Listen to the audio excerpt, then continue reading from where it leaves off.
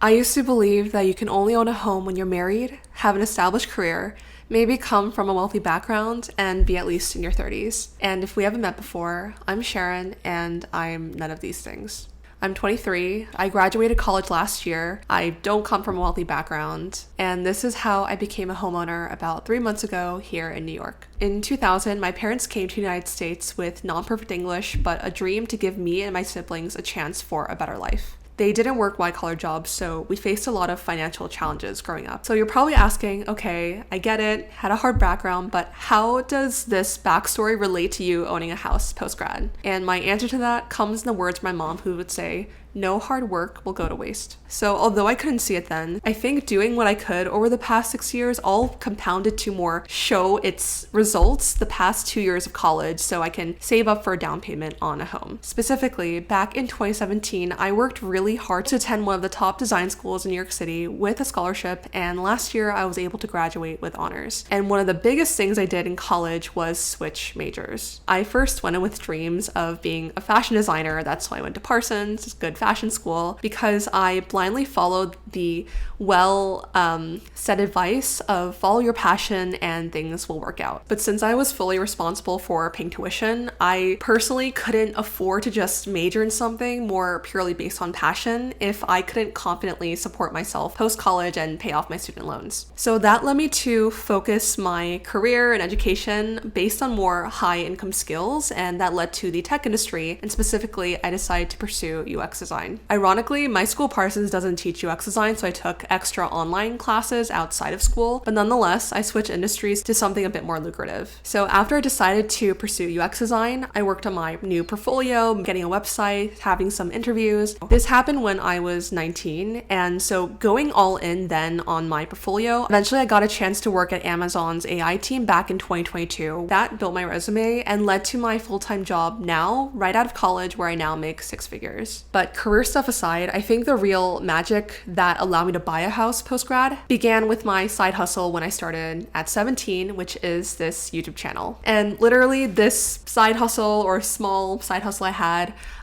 is the single biggest factor that allowed me to buy a house. And I'm just grateful to have started as young as I did. Granted, I started doing YouTube right when I got into Parsons, making educational videos, and I did not make any income from social media or YouTube until about 3 years in. I'm all for transparency in education. And as my channel progressed from college videos to internship stuff to now tech design videos, what I did was I was able to leverage my career skills into my channel, which grew my audience, and doing those things allowed me to earn 6 figures just from social media before I graduated. And what's crazier is I didn't realize at the time that you don't need a huge audience to make income from social media. So overall, I think the pressure of trying to provide for myself, since I had a bit of a rougher start growing up, forced me to really plan out what's gonna happen with my education and how I could be more stable. So doing that, side hustles, jobs, internships, most importantly, working on social media and just having something that I can call my own, it all just built up on top of each other where I was able to afford it post-college. On top of doing my own stuff and getting my life together, the second major factor is partnering up with my brother to get this property. We split the home evenly, and I understand this idea of buying property with siblings is an option the media doesn't really talk about. Maybe it's a very Asian mindset to do things together, to pool money together and work together. Granted, we both work in tech, but I think if it's done right, it's a really good option to consider doing. And I'm also fully aware that there are stories of families tearing each other apart over stuff like this. And I think this happens because it doesn't matter who you are. You could be between friends, significant others, family, it doesn't matter. But even between family members, we can get greedy with each other and try to get the better end of the stick. But to combat this, my dad, in a really honest conversation, gave us some advice that I will not forget. And he said, when you get out into the real world, you guys will have no one but each other. So make sure to work together. So instead of, say, waiting for a significant other or getting married, because you're never sure when that's happened because life and stuff, at least between me and my brother, this was only able to work because we're family. We're able to put our differences aside and work together with each other in mind, and to never let the other person feel like they're getting the short end of the stick. So I wish buying with siblings or this option was talked about more in media, but as with any relationship, it has has to be built on honesty and making sure the other person feels like it's fair. And so this is why I'm saying it in this video. If you feel like you have family you can trust or you think is worth having that conversation with, I think it's unconventional. I haven't really heard of this growing up, but I think it's very worth having that conversation and work together, because then you can achieve your goals faster together. Moving on to the actual buying house portion, this was our reality when we were trying to buy a home. So first, when it comes to learning about real estate and buying houses, I would do what any other person would have done, and it would be to go on YouTube. And the problem that I saw with content online is that it seems really simplified and a lot easier to do in real life than is reality. Granted, I think more baseline process stuff has its place just to get an idea of what happens during stuff like this. But to give an example, the common advice that I'd hear is this idea of putting 3.5% down, at least in New York, for the minimum down payment needed on a home. And that's totally true. You can put in 3.5%, but the reality is no seller that we were looking at took 3.5% down. We saw things of, for example, people putting down an $800,000 down payment on a house. And we were looking at each other like, if all the online content says this, why is this happening? Why is no one taking 3.5% down? And I used to think, why would it matter if the seller's getting 3.5% down versus 10% or 20% if ultimately the seller's going to get all the loans from the bank? And looking back, the reason why I've seen people reject 3.5% down is because the home buying process is long, say about 3 to 5 months or even 6 months. Depends on how smooth it goes. And if you're coming to a seller with the lowest down payment possible, 3.5%, they're naturally going to assume that you don't have the funds to give more. The other thing is that it's not just a percentage down, but there's also closing costs. So closing costs usually are around another 5% of the total value of the house you have to pay in cash all the way at the end. So I think the seller mindset is that there's already a high chance that you can't afford more than a 3.5% down payment. There's probably going to be a good chance